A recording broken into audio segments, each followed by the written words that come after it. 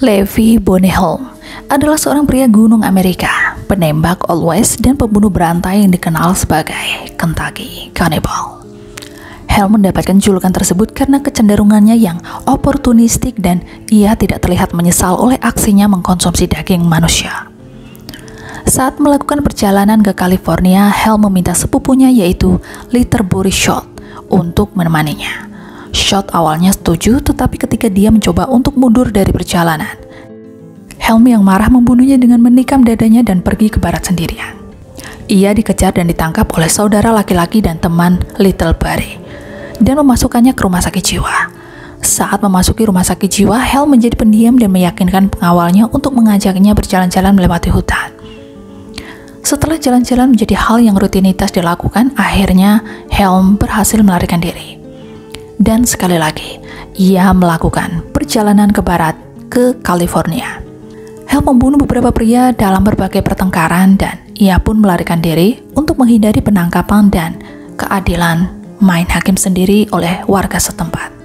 Kemudian dia bekerja sama dengan 6 pria yang dia percayai bahwa dia telah memakan semuanya atau sebagian menjadi korban pembunuhan oleh Helm. Serangan oleh penduduk asli Amerika dalam perjalanan ke Fort Hall memaksa Helm dan rombongannya ke hutan belantara. Karena kekurangan perbekalan, orang-orang itu membunuh kudanya dan memakan dagingnya dan membuat sepatu salju dari kulit kuda. Perjalanan yang sulit tersebut hanya menyisakan rombongan Helm dan seorang pria bernama Burton. Ketika Burton tidak bisa melangkah lebih jauh, Helm meninggalkannya sendirian, hanya untuk kembali tepat waktu saat mendengar Burton menembak dirinya sendiri dengan pistol.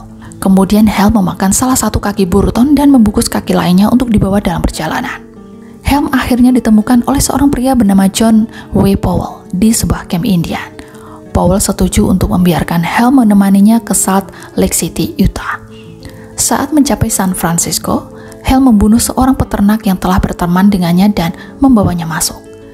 Dia kemudian pergi ke Oregon dan kembali merampok orang lagi untuk nafkah. Lalu pada tahun 1862, dalam keadaan mabuk berat, Helm menembak mati seorang pria tak bersenjata yang bernama Dutch Fred di sebuah bar dan ia pun melarikan diri. Saat dalam pelarian, Helm memakan buronan lain yang selama ini menemaninya.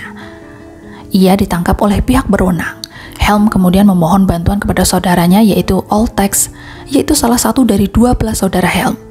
Dengan uang yang cukup banyak, Old Tex menyuap semua saksi untuk kebebasan Helm. Dan akhirnya, pihak berwenang pun membebaskannya dan Helm pun menemani saudaranya ke Texas.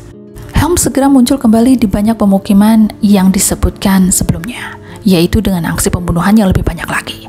Dan ia pun ditangkap lagi di Montana.